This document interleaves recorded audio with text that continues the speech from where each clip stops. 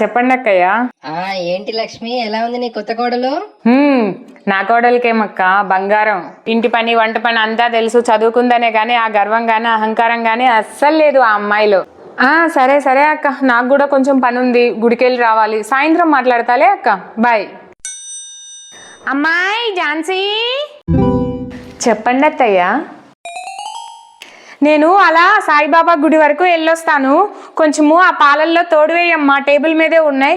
గోరెచ్చగా అయ్యాక తోడు వేయు, జాగ్రత్తగా వేయాలి, తొందరగా తోడుకోవాలి, సరేనా? అలాగే అత్తయ్య.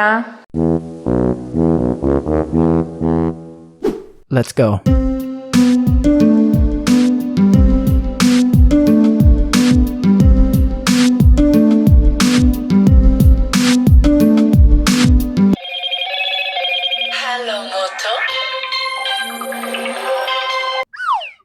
ఏంటి ఝాన్సీ, ఏం చేస్తున్నావు? అది కాదేమన్నా అత్తయ్య, టెంపుల్కి వెళ్తా, పాలల్లో తోడు వేయమ్మా, జాగ్రత్తగా వెయ్యి, తొందరగా తోడుకోవాలి అని చెప్పారు. అయితే అది కాదు ఏమునా, పాలల్లో తోడు 100 ml 200 ml పాలకి 1 స్పూన్ వేస్తాము. ఇవి లీటర్ పాలు, ఒక 5 స్పూన్స్ వేసాను. కానీ అత్తయ్య జాగ్రత్తగా వెయ్యి, తొందరగా తోడుకోవాలి అని చెప్పారు.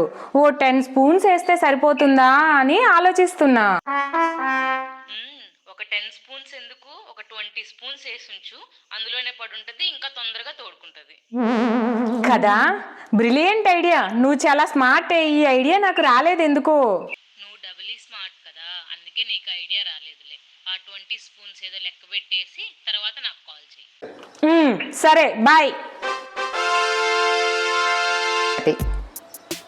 2 3 4 5 6 17 18 19 20.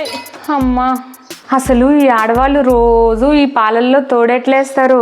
నేను ఒక్కరోజు వేయడానికి ఇన్ని తిప్పలు పడాల్సింది, చెయ్యి నొప్పి కూడా వచ్చింది. ఇంత తెలివైన ఈ కొత్త కోడలతో ఆ అత్తపడ్డ పాటలేవో తెలుసుకోవాలంటే మా ఛానల్ సబ్స్క్రైబ్ చేసి నెక్స్ట్ వీడియోలు కూడా చూసేయండి. Please subscribe the channel.